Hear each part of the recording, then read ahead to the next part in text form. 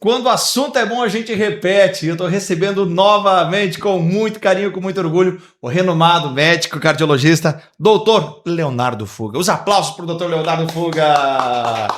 Rapaz, fiquei sabendo que foi um sucesso, não só para mim, mas lá no consultório, lá diz que tá dando autógrafo, diz que tá difícil a vida. Tá até com segurança, doutor Leonardo. Não chegou tanto, mas deu uma boa repercussão. Que bom, meu amigo. Muito obrigado por o senhor estar de volta. Imagina. E a gente vai tirar algumas dúvidas hoje. Caixinha de perguntas ferveu, hein? É verdade que nosso coração tem um limite de batidas? O que é sopro no coração? O que é mais perigoso? Estresse ou má alimentação? Vamos falar de bebida alcoólica. Se ela realmente faz mal ao coração? Ele tá de volta, gente. O vinho tinto, doutor. O povo não quer abandonar o vinho tinto, né? Mito ou verdade que ele faz bem? Doutor, que legal. Me conte, o que mudou na vida do doutor Leonardo daquele podcast pra cá? Já praticamente um ano. Vi o senhor na corridinha, na esteira, se cuidando também aí nos últimos dias. É, claro, né? A gente tem que também cumprir aquilo que prega, né? Se nós da cardiologia sempre pedimos que façam check-ups, às vezes até anualmente, eu também, no fim do ano passado, fiz os meus, claro. Contudo, olha lá na câmera lá, doutor. Como é que deu o resultado desses exames aí? Tudo nota 10. Ah, guri! Que bom, né? É verdade, porque a vida de vocês, a gente sabe que é corrida, né? Quando a gente vai lá consultar, emenda uma consulta na outra e não sobra nem tempo às vezes de tomar uma água, um café ali rapidinho, Verdade. porque é tudo colado e todo mundo vive, né? Ninguém mais controla o tempo, nunca se controlou mais hoje, principalmente, né? Com excesso de informações, então ficou tudo mais tumultuado. Mas, doutor, falando em estresse, vamos já no primeiro assunto, primeira pergunta que a gente recebeu aqui na caixinha de perguntas, né? Tá todo mundo estressado. Hoje, se você encontrar 10 pessoas na rua, de 10, uma vai dizer que tá tudo tranquilo, tá tudo bem. 9 vão dizer que correria, tô estressado, eu não tô vencendo. Não importa o segmento que trabalha, né? O ramo, a família pequena, a família maior, enfim. E aí a gente recebeu uma pergunta interessante. O que é mais perigoso pro coração? O estresse ou a má alimentação, doutor? Então, bom, partimos do princípio que as duas situações são extremamente deletérias ao Tem coração. que andar lado a lado. E é muito difícil responder exatamente qual é pior, porque existe uma subjetividade muito grande, né, em relação ao estresse. Isso que você comentou é a mais pura verdade. Se perguntar para qualquer pessoa, tá estressado, tá nervoso, tá ansioso, a resposta quase sempre é sim. Agora, se de fato aquilo ali é num nível que possa afetar o coração, é muito difícil responder, né? Pelo menos não um debate pronto. Existe além da subjetividade, existe o quanto a pessoa de fato é afetada pelo estresse, né? Doutor, só para a gente entrar nesse gancho do estresse, você examina os corações ali, tem, né, todo esse diagnóstico. O que acontece quando a pessoa tem muito estresse? O que acontece lá no coração, na nossa máquina? O que acontece lá? Ah, sim. O estresse é responsável pela liberação de algumas substâncias, neurotransmissores, hormônios que podem, de fato, levar a uma sobrecarga cardíaca, por exemplo. O estresse é muito comum que o estressado libere muita adrenalina e com isso costuma ficar muito hipertenso, taquicárdico, leva à secreção de alguns hormônios como o cortisol. O cortisol, né, aumenta os níveis de colesterol, tal. Então, mesmo que indiretamente, o estresse está ligado ao comprometimento do sistema cardiovascular. Isso é verdade e é bem conhecido da medicina. Perfeito. A questão da alimentação a gente já imagina, né? Que Sim. vai mexer em toda a estrutura dele. Exatamente, né? Apesar de, né, o entendimento popular acha que tudo está relacionado à nossa alimentação, isso não é de todo verdade, né? Por exemplo, o colesterol dietético participa ali cerca de talvez nem 10% do colesterol no sangue, né? Então, nem sempre a pessoa vai ter uma dieta, uma alimentação absolutamente saudável e balanceada e vai ter colesterol normal, tá? A única maneira da gente saber os nossos níveis de colesterol no sangue é dosando, fazendo exames, tá? Não é os bons hábitos que garantem que você vai ter o colesterol bem normal, tá? É verdade. Na questão, vamos supor, da nossa massa, né? Da obesidade, ela influencia, talvez quem é um pouquinho mais gordinho, quem é bem magro, engana, não escolhe. Exatamente. O colesterol alto não é tá longe de ser uma doença exclusivamente de quem tem de sobrepeso ou obesidade. Indivíduos absolutamente magros, geneticamente pode ter vindo predeterminado a Olha ter só. colesterol alto. Isso é importante que o senhor está falando. E é muito frequente, inclusive, muito comum. E o coração ele é um órgão que não para, não para para descansar. Então a gente tem Não. que controlar ele, acelera, diminui, mas ele é uma máquina constante. Você nasceu, ele só vai parar mesmo no dia que a gente descansa. Só no dia que descansa. Descansa. Às vezes nem tanto, né? A morte encefálica ele pode continuar trabalhando, inclusive. Ah, é verdade? É verdade. Não sabia disso. É. Ah. Doutor, agora que o senhor falou, a gente vê, o pessoal faz o toque aqui, né, para ver A frequência. A Frequência cardíaca. Qual que é o ponto aqui? O que sente aqui? Aqui a gente pega a nossa carótida, né? Que é uma das artérias grandes que perfundem o cérebro, tá? É ela que manda o sangue. Ela junto com as vertebrais, tá? E a gente pega aqui uma região um pouco abaixo da bifurcação da carótida, a gente tem o bulbo, que é uma região um pouquinho dilatada, que é o que a gente consegue sentir pulsar. É ali que você sente o pulsar. Ele é o mesmo do batimento? Nem sempre. A maneira mais certa é você... É aqui mesmo. Ver no precórdio. Eu tava lembrando agora, doutor, parece coincidência, né? Mas desse ano aí de podcast, foi muitas pessoas que infartaram aqui na nossa região, né? Sim. É a nossa região ou isso é normal a nível de Brasil, no mundo? No mundo todo. Não é. Tá tendo mais casos hoje do que antigamente? Não, isso também né? Eu gosto que o senhor é sincero. Sim. Conforme que já ia vender o peixe. Não, tá tendo mais. É normal, segue. Não, na verdade, a hipótese mais provável é que apenas é noticiado mais do que já foi. Hoje, né, a informação corre muito rápido, Do né? que a pessoa faleceu. Exatamente, né? Se alguém, né, infartou na questão de 500 quilômetros de distância, nós em questão de minutos vamos receber a notícia através de um celular, por exemplo, né? As notícias muito ruins correm muito rápido, né? Então, mas do ponto de vista estatístico, claro que a vida moderna, né? Ela levou ao aumento dos níveis da quantidade de pessoas com doença cardiovascular, né? Por a questão de décadas, a gente tem visto essa mudança, digamos assim, no acometimento das pessoas pelas doenças vasculares. Então, não é algo recente, é algo ao longo de décadas, né? Então, lá a questão de, né, na década de 70, 60, talvez a gente tivesse, as pessoas viviam menos, portanto, infartavam menos, morriam mais de outras doenças infecto-contagiosas, mortes violentas, tal, mas a vida, digamos assim, o estilo de vida mais moderno faz com que talvez a doença mais prevalente seja a doença cardiovascular. Lá no primeiro podcast a gente falou muito dessa questão do infarto, né? Era uma dúvida tremenda, né? A questão de UTI, a gente falou... nós não vamos abordar tanto nesse, pessoal. Quem quiser, visite. Eu vou deixar aqui embaixo, nesse mesmo podcast, o link do podcast anterior, que a gente falou muito sobre a questão de infarto. A gente falou até da reanimação. Falamos do time do doutor que tava judiando na época, mas agora tá tudo tranquilo. Agora Judiou um pouco mais. Judiou, mas tudo certo. Sim. Mas uma pergunta que foi bem interessante. O Roberto mandou para nós aqui. Obrigado, Roberto. A gente só ficou um pouco na dúvida no que a pergunta se referia, tá? Se você assistiu o vídeo aí, deixa nos comentários que o doutor responde para ti aí. É verdade que o nosso coração ele tem um limite de batidas. A gente ficou na dúvida se é limite para cima ou para baixo, né?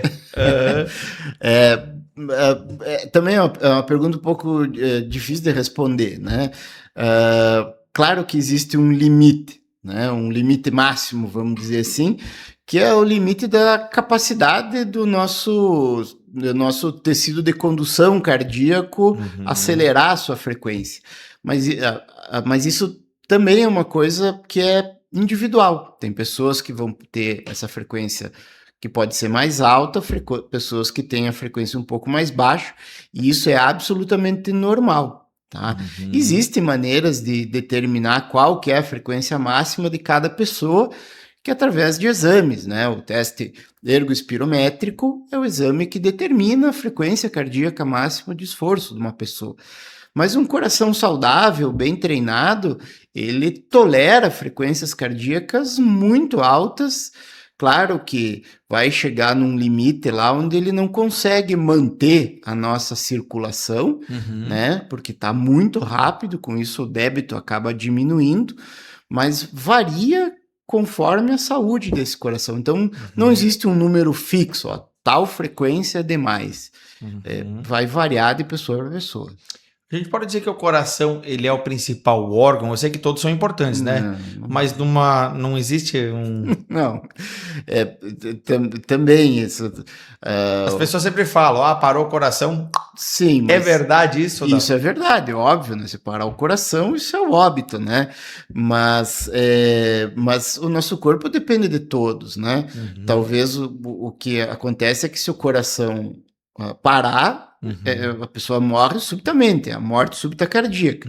Mas, por exemplo, se o rim parar, essa pessoa não vai viver. Falando no nosso linguajar, tudo que para é pepino. Talvez a pessoa não tenha a morte súbita, a morte imediata. Mas se não for tomada uma providência, a pessoa fatalmente vai morrer de insuficiência renal, se o fígado parar, de insuficiência hepática, o cérebro, se o cérebro parar, é uma morte encefálica. Então, também não tem como a gente dizer qual que é mais. Todos são importantes. Mas a ligação dele é cérebro. Ele tem uma ligação com o rim também, né? É isso? Tem, sim. Todos os órgãos de alguma maneira são relacionados. Mas o principal namoro dele, no caso, né? Acho que é o cérebro. É o cérebro, né? Sim. Cérebro e coração. Que legal. Eu vou perguntando, gente, que eu vou lembrando aqui. Eu sou curioso e sou fofoqueiro. Por um azar, doutor, eu sou fofoqueiro, porque o que acontece? Daquele podcast lá, eu saí na rua, mas me encheram de perguntas. Eu virei um pouco cardiologista depois daquele podcast lá. Vamos falar do sopro. De novo a perguntar, e o sopro é muito interessante voltar no assunto, porque muitas pessoas têm sopro, o dito sopro no coração, né? E aí, devo me preocupar? É algo grave? Tenho que monitorar? É algo tranquilo? Porque a pessoa, qualquer coisa que aparece no coração dá aquele susto. O que é o sopro? O que ele representa? O sopro é o mau funcionamento das válvulas do coração, né? Quando a gente tem 4 válvulas cardíacas que são responsáveis, digamos assim, pela transição do sangue sempre adiante, sempre indo para frente, né? Nunca voltando. E quando essas válvulas, por algum motivo, ou são muito estreitadas ou tão insuficientes, né? O sangue acaba emitindo um som ao passar por essas válvulas. E esse som é que a gente ouve com os nossos estetoscópios. Olha então, isso. Esse é o sopro. Mas, assim, nem todo sopro é algo preocupante. Existem sopros que são fisiológicos. As crianças, por exemplo, logo depois que nasce, costumam ter sopro, até conforme vão amadurecendo, vão crescendo, o sopro vai sumindo. Sopros mais brandos também não são, de fato, preocupantes, né? Então, isso tem que ser sempre avaliado de preferência por um cardiologista. Tá? Perfeito. Essa questão do sopro, ele já vem de nascença, ele desenvolve com o tempo também? Pode desenvolver com o tempo também. Não muito necessariamente é de nascença. Existem doenças das válvulas que a pessoa desenvolve. Conforme o tempo passa. Queria que o senhor falasse, a gente ouviu falar muito de transplante, né? Inclusive aqui na nossa região, nos últimos tempos saiu bastante transplante, né? O que evoluiu nessa questão, daquele podcast anterior até hoje, assim que o senhor pode trazer?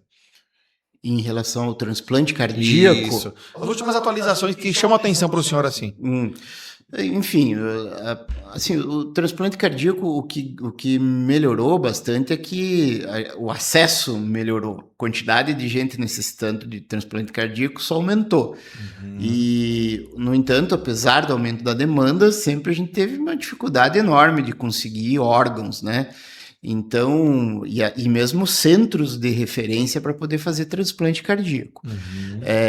Bom, então a gente, com a duras penas, aí houve um aumento do número de transplantes realizados. A gente teve também, modernizou bastante os medicamentos, né? O procedimento cirúrgico em si, os medicamentos depois para evitar a rejeição. Mas, sinceramente, eu acho que o grande avanço e a grande ideia da medicina não é nem com o transplante. Se pesquisa muito, digamos assim, máquinas substitutivas do coração. Olha só, a gente tem para esse perfil. Exatamente, porque mesmo que seja como uma forma de uma ponte até ter o órgão disponível, mas se pesquisa muito, se estuda muito, se gasta muitos milhares de dólares para desenvolver máquinas substitutivas do coração. Isso sim. Que legal, doutor. O senhor já participou de algum transplante?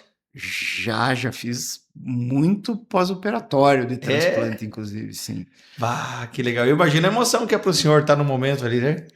Olha, talvez emoção não seja exatamente a palavra. É uma situação bem estressante, digamos assim, para o médico, um pós-operatório imediato de um transplante cardíaco. Eu ia dizer porque é uma hora ali que está nas tuas mãos, né, doutor? Eu não sou cirurgião, né? Então eu nunca participei do ato do transplante em si. Tá. Mas o pós-operatório de transplante fiz vários. Que bom, eu imagino. É um dom, né? A gente falou do estresse, do sopro, a verdade. Opa, vamos tocar no assunto aqui então. Vamos falar, principalmente para italianada. O que tem de italiano curioso que assiste meus vídeos aí? Os alemães são mais do chopp, né? O chopp faz bem ou faz mal, doutor? Todo mundo espera que a resposta do médico seja que a bebida alcoólica faz bem, né? Mas não é verdade, tá? Eu não sei. Precisa zerar ou tem um limite? Precisa zerar, de fato. Sério? Tá? Eu não sei te dizer em que momento que aconteceu de que. Porque nunca houve. A medicina nunca disse que usar bebida alcoólica fizesse bem, certo?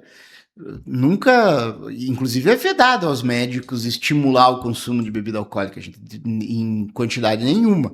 É muito errado, é muito fora do que a gente tem documentado nessa literatura. Eu acho que até é uma conduta um pouco antiética você estimular a pessoa que não beba nada a consumir como se aquilo ali fosse um elixir da vida eterna. Não. Eu acredito que houve uma confusão muito grande, porque até uma certa quantidade de bebida alcoólica, por algum tempo se imaginou que aquilo não fazia mal. Agora, não fazer mal não é que faz bem. É muito diferente. Perfeito? Esse porém. Exatamente. E o que a gente sabe de seguro é que não, a gente não pode consumir bebida alcoólica. Então o vinho tinto também, não, aquele mito é mentira. É mito. A ciência nunca disse isso. A gente pode ser um pouco permissível para que a pessoa consuma bebida alcoólica de maneira social. Ok, tá? Mas nunca o hábito diário foi considerado seguro, tá? Mesmo em pequenas quantidades. E também você consumir muita bebida alcoólica num dia só também não é saudável. O que existe, que talvez seja possível você permitir que pessoas que sejam absolutamente saudáveis, que não tenham nenhuma doença, nada, consuma de maneira social, de maneira excepcional, né? Que é aquela história, vai ter, bom, agora é Réveillon, vou tomar lá uma ou duas taças de espumante, ok, né? Ah, é aniversário de não sei o que, vou tomar 2 cervejas, ok. Mas entende? É um hábito de exceção, não pode ser o dia a dia Então, da perfeito. pessoa. Respondemos 2 perguntas, gente. Os alemão, o chopp não faz bem para os rings, eles falam. Não, E o vinho também não também adianta. não desentope nada. Não desentope. Essa foi boa. Doutor, falando de alimentação, né? O que faz. A gente sabe que gordura, toda essa parte faz mal, né? Um alimento que faz bem para o coração, principalmente quem tem algum sintoma já, né? Que tenha dificuldade aí, algum caso do coração, o que a pessoa pode se alimentar que faz bem para o coração? Olha, a gente tem documentado que na verdade, não existe um alimento em si, é o padrão alimentar, digamos assim. Uhum. Então, o que que acontece? Uma dieta que seja rica, né, em verduras, em frutas, em óleo de boa origem, né, como o óleo vegetal cru, né, o azeite de oliva, é, ah, o carboidrato também de boa origem, de preferência o carboidrato integral, né, evitar o consumo de açúcares e tudo que é derivado da farinha branca refinada, a carne magra, de preferência branca, né, o peixe. Eu ia perguntar da ou carne. a rigor, o que a gente tem que seria ok se você consumisse 2 refeições da semana de carne vermelha e o resto tudo de carne branca, o peixe ou o frango, tá? Também a maneira que você prepara a carne Eu ia também é perguntar, importante, né? mais Também passada, bem não passadinha? adianta você pegar um peixinho branco, né, magrinho e fritar, né? Uma Botar um tilápia. tanto de óleo assim e fritar. Não adianta nada, né? Então, a carne, a maneira do preparo também, sempre grelhada, cozida ou assada até, né? Nunca frito, certo? Os carboidratos, preferir os carboidratos são integrais, né? Ou então a batata, a mandioca, mesmo a polenta, né? A polenta é farinha de milho, ela é muito mais saudável do que a farinha branca. Tá? Vou falar de pressão arterial. Qual que é a pressão ideal? Tem uma pressão boa. Tem uma pressão boa, Existe sim. um fixo para todo mundo, cada um é cada um. Exatamente. Inclusive agora, recentemente, questão de poucos meses, talvez nem 4 meses, a Sociedade Brasileira de Cardiologia andou modificando um pouco o entendimento em relação ao que é ideal para as pessoas, tá? E diferente do que, né, toda a gente sempre falou que 12/8 é normal para todo mundo, pois bem, dados estatísticos mostraram que mesmo no 12/8 você pode ter aumento do risco cardíaco. Olha Então, aí. o que vale atualmente no entendimento dos pesquisadores é que a pressão tem que ser menor do que 12/8. Menos que 12/8. Menos que 12/8.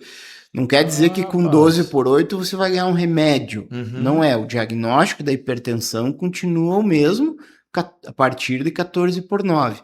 Mas essa turma que fica do 12/8 até o 14/9 é uma faixa de pessoas que não tem a pressão mais normal. A minha é 14/9. Já vou aproveitar e consultar então, doutor. Vamos aproveitar e consultar online aqui. Sim, se tu tem a tua pressão, 14/9 é monitorar. digamos assim,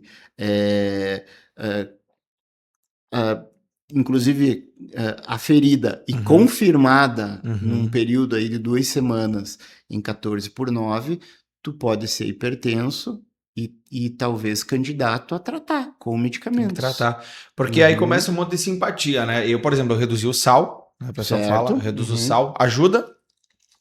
Tem algum sal bom que ajuda, mas a medida que mais está relacionada à diminuição da pressão arterial é a diminuição do peso corporal. Tá? Tô lutando, tô na sal academia, ajuda, mas então já é um passo a menos. O pessoal tem também a questão, e tem que monitorar. Eu vou perguntando porque são curiosidades que o povo falou tem o aí. negócio do sal, é interessante, porque tem um sal também diferente? existe uma coisa que a gente vê nas redes sociais aí que Aí cheio de existe médico na um internet sal que é agora. melhor, né? Meu Deus, eu olho aquilo, eu tenho vontade de chorar até, né? Já vou tocar nesse assunto. Meu Deus, não, cara, infelizmente Sal é sal. não interessa de onde veio, do Himalaia, das salinas não sei aonde, ou é O sal marinho, sal, é cloreto de sódio, tá? O sódio, e não tem essa do sal ser com menos sódio do que outro. Até é muito engraçado isso, né? Porque uh, o, o nosso sal que a gente tem, o sal de cozinha hoje em dia é um sal iodado, né? E foi acrescentado o iodo no sal que é usado no Brasil por causa de uma carência de iodo que existia antigamente. Todo mundo deve lembrar principalmente as mulheres que desenvolviam aquele bócio, né? Que a tireoide ficava grande pela carência de iodo. E a maneira que o governo conseguiu acabar com essa epidemia que existia, que era o bócio, foi colocando sal no iodo. E aí, alguém, que a gente não sabe aonde, resolveu que tem um sal que é melhor, porque veio não sei da onde, lá do Himalaia, só que daí ele não tem iodo. Então, quer dizer, você está deixando de fazer uma coisa que pode, de consumir um outro íon que é importante para o funcionamento da tua tireoide. Doutor, fica tranquilo, a minha pressão está 14/9, mas eu todo dia quando eu levanto eu espremo um limãozinho ali para controlar a pressão. Não, acho que não precisa ir lá consultar, doutor. Não. Eu gostaria muito que um salzinho, o limãozinho na água de fato funcionasse, mas não funciona. Você pode até, se você gosta disso, se a pessoa se sente segura de tomar o seu limão espremido na água de manhã cedo, ok, pode fazer, não tem problema. Mas consulte e tome o remédio tal qual manda o médico. É verdade, pessoal. A gente está indo para a reta final e eu quero fazer uma pergunta bem importante para o doutor, que eu acredito que está sendo uma dor de cabeça para ti. A questão das redes sociais, agora é a febre do momento. O senhor tem Instagram? Dá uma visitada lá. Volta e meia, tô ali, as pessoas me marcam muita coisa. Porque nós somos amigos, gente, eu tenho que me cuidar o que eu posto lá. Volta e meia eu posto umas comidas, ele já manda lá um... Viu? Doutor, tá aparecendo, eles fizeram a animação dos legumes falando, me consuma isso, que é isso, para aquilo. Daí tem o gengibre, que é para isso, que é infecção e tal. E o que acontece? As pessoas vão ali e seguem aquilo ali a risco, como se aquilo ali fosse um médico, né? E aí você vai no chat hoje e pesquisa também. Tô com um sentimento aqui, não sei, acho que meu coração...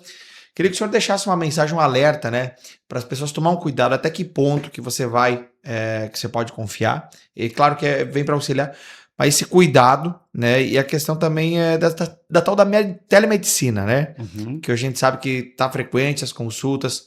O que pode facilitar e o que a gente tem que tomar cuidado com tudo isso? Bom, em relação a essas novas tecnologias do tipo da inteligência artificial, ok, eu acho que ela facilita muita coisa, eu mesmo uso, né? Claro, óbvio que uso, né?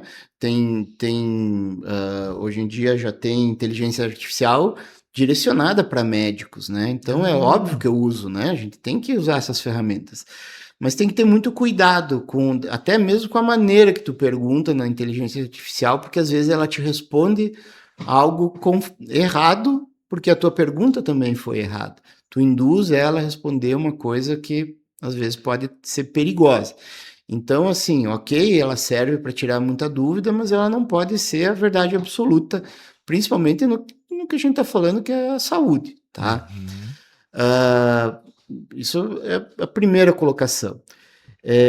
Em relação à telemedicina, também, assim, é uma ferramenta, aproxima, né, a pessoa dos médicos, né? Afinal de contas, você, se precisar, você pode ser atendido num fim de semana e tal. O grande calcanhar de Aquiles, na minha opinião, da telemedicina, é a falta do exame físico. Examinar.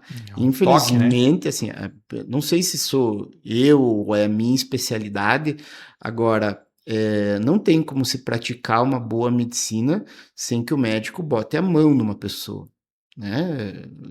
Examine, olhe, né, ao vivo, ausculte. Não tem como, não substitui uma consulta presencial. Eu lembro que o senhor examinou meu pai aquela vez, o senhor olhou um inchaço nos pés, ali nas pernas, exatamente. Né? É ali isso não tem como você palpar, né? A liga de vídeo, mas não palpar um pulso, auscultar um coração. A tecnologia não chegou lá. Pode ser que no futuro seja possível, né? Talvez até a tecnologia já exista, mas essas tecnologias ainda são muito caras para você aplicar no dia a dia, né? Então, ainda é um grande problema. Eu faço consultas online, tenho pacientes de outros estados, inclusive, e tal, mas eu sempre vinculo com atendimento, né? A pessoa diz, não, eu quero uma telemedicina, uma consulta por telemedicina com Fuga. Ok, eu faço, mas ele sabe que num período X de tempo ele vai ter que estar no meu consultório para eu examinar. O mais comum é eu fazer o retorno, sabe? A pessoa consulta e o retorno daí pode ser porque eu já examinei a pessoa. Então, é viável, facilita, tá? Mas se tudo por telemedicina, ainda acho um pouco perigoso. Doutor, o senhor falou tudo. Essa resposta que eu esperava do senhor para orientar, a gente parece aquele tema de casa. Você tem que repetir isso para as pessoas cada pouco relembrar, né? Aham. Porque a gente sabe que o senhor é referência, né? Como o senhor falou, pessoas de outras cidades, outros estados consultam com o senhor também, né? Sim. E queria que o senhor falasse para nós onde que eu posso encontrar o Dr. Leonardo Fuga. Sei que o senhor tem a clínica ali, né? Tem Uhum. essa parceria, são vários profissionais que atendem também lá com o senhor. Sim, Como sim. que eu faço para encontrar o senhor, para ter um atendimento com o senhor? E a agenda, como é que tá? Consigo meu logo? Tá lotada? Olha, para logo é um pouco é difícil, né? Geralmente a agenda tá. Só se for emergência mesmo, né? Sim, a gente, né? Se a pessoa de fato precisa muito, nós trabalhamos em vários colegas, né? Uhum. E se eu não puder, sempre alguém vai poder, né? Uhum. A pessoa, a gente tem isso bem claro lá com as nossas meninas, nossas secretárias, que ninguém que liga que precisa de consulta, né? Para o mesmo dia ou no dia seguinte não vai conseguir. A gente vai dar um jeito. Se quiser muito que seja comigo, que não possa ser, eu, né, dá-se um jeito, abre um espaço a mais, Atende à faz um noite. terceiro turno e dá-se o jeito, né? Mas esse tipo de consulta que é encaixe, que precisa ser uma consulta mais rápida, também não é bom, sabe? O ideal é que, se for possível, que aguarde um horário e tal, é melhor, a consulta fica melhor também, com mais calma e tal. A gente sabe que eu levei o pai, então eu tenho o feedback aqui, o depoimento meu, porque a gente teve a consulta, ele foi muito atencioso, né?